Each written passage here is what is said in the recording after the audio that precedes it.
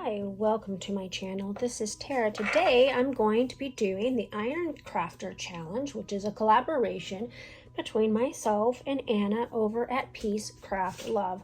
All of the layouts and the events for the Iron Crafter Challenge for this year will be posted on her community, and there will be a link down below for you to join if you are interested in joining our group. Each month we will be using a different item from our stash that we feel like is not getting the attention that it deserves, or just sitting there in our stash not being used at all. This month we are going to be doing layouts, cards, etc. with fabric. And so I pulled out my fabric stash.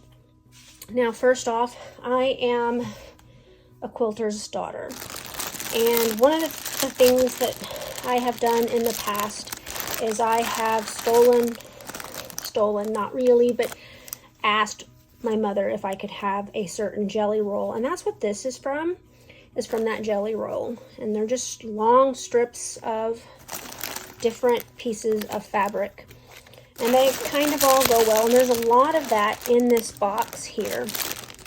Also, several years ago, I was a member of a kit club who added things like this to their layout kits for you to use on your layouts. And these are just bits and pieces from one of those kits that I have never used. And some of them are really, really hilarious.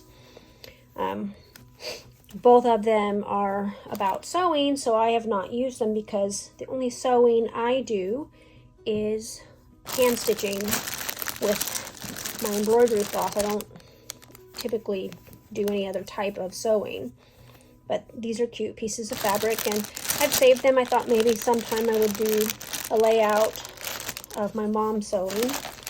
Other items of fabric in my stash are these, like this strawberry patch thing that also came. I have two of them that also came in a kit. I have some other little pieces. This one might be more of a trim than a fabric itself. I also used to grab these, I'm sorry, this plastic is very loud, these doilies from Michael's in their dollar spot section. They would have them, and every time I would go in, they would have a different color, and I would pick them up. Those are the ones that I have left. There's a green one over here. I'll move those out of the way. I have some netting that also came in a kit, potentially the same kit that I just showed you. And then here's where we kind of get to some fun. So Close to My Heart sold fabric back when I was doing a monthly hostess swap with a friend, and this is one of the things that I got. I had the paper collection to go with it, but I have since used that all up, and I have, I think, 3 or 4 of those. Like, here's another one, and I think this piece goes in it as well. It looks like I've cut into that one. It's got some adhesive on it, so here's that. And then here is another one from Close to My Heart. This one went with like a farm themed or a state fair themed kit that I also have used up. And back a while ago, Prima was doing fabric. This is burlap swatches. I have some of these. A friend of mine gifted me these. I've used some of them. I've not used all of them. These are some more from another card that I've pulled off and I've used. So fabric can bring great texture to your pages, of course. I think this was a swap that I did on a Facebook group or a Yahoo group back when I was a member of those. I know this is a swap, and it is just random ribbons and stuff, and does not actually belong in this thing. Not even sure where this came from. There's 2 of those. Then I bought some Christmassy ones. My bin fell apart. some Christmassy ones at Walmart. Mom calls those fat quarters. Some more from Walmart, Puppy Love. A black and white polka dot, some red. And this is all of the jelly roll. This is another piece of fabric that I think came in a kit a long time ago. And that's a random piece of raffia that I no longer have. Piece of lace, probably lace fabric, came in a kit. Another applique, that was the word I was looking for. Walmart, 84 cents, that's a super old tag. No year on it, so I have no idea how old it is. This is all of the jelly roll. And then in this bin, let me put this away so I can bring this other bin closer. Oops, bumped my camera. And I'm going to be doing, this is another bin that I keep fabric-y type stuff in. This is a big swatch of the floral piece, and it reminds me of Maggie Holmes.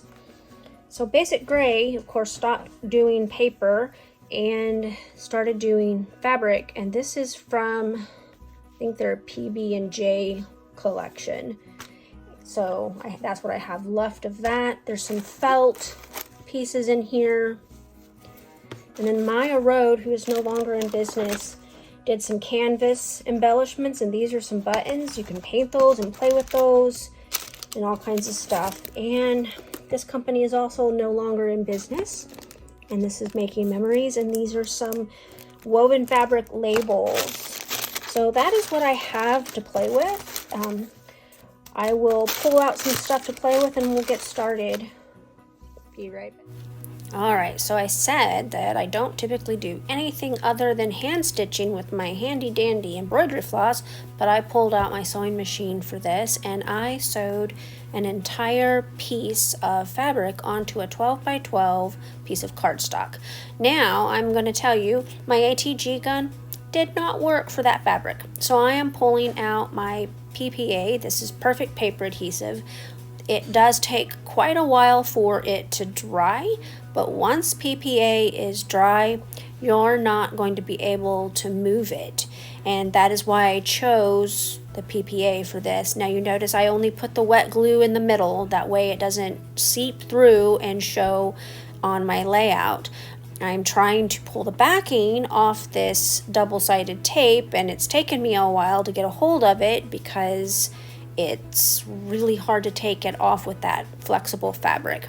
But I'm going to use this piece of burlap fabric as kind of a place to get my doily on and create kind of an anchor point for my layout. And I am going to be using the PPA on the back of this crocheted doily.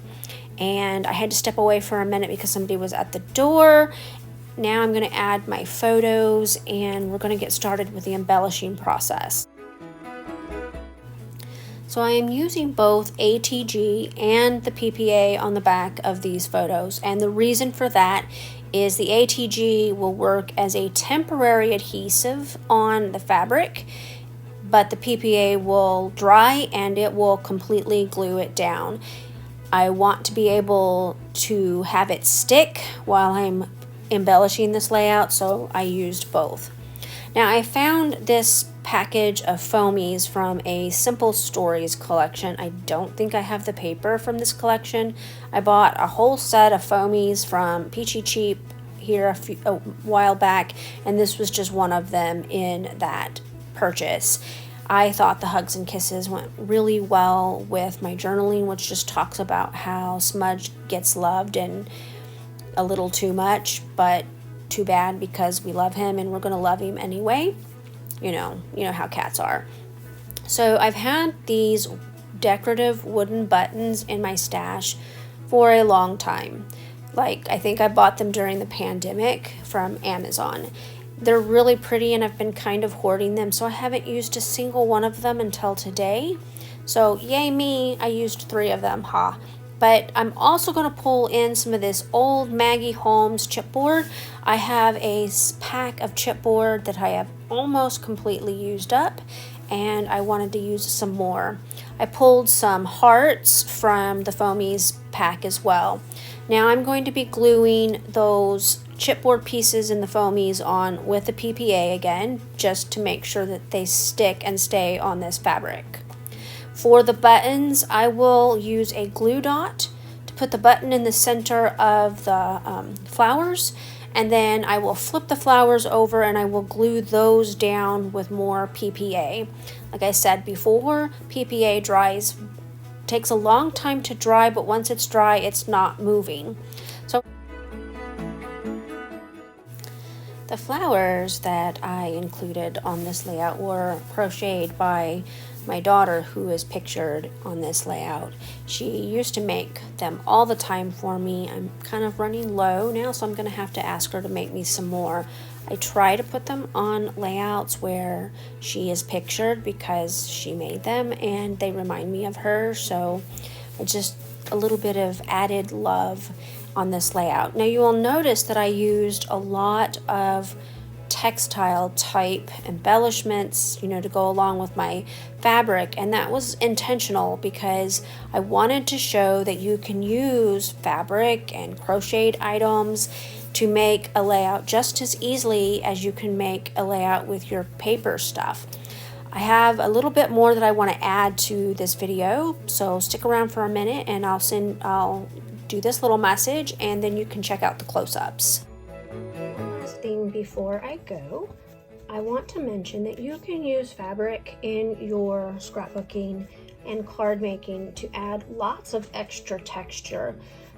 This is a yo-yo that I made using this little yo-yo making kit, and they make great funky embellishments for layouts. I only had one of these, so I didn't use them on my layout, and I didn't really take the time to make more, but this is something that I like to do while watching TV. I want to thank you for coming to my channel today. I know that you can get your inspiration anywhere on the net. I appreciate you so much. If you liked this video, click that thumbs up button. If you want to be a subscriber, please subscribe. I will answer any comments or questions that you have below, and I hope that you come back and see me next time. Bye.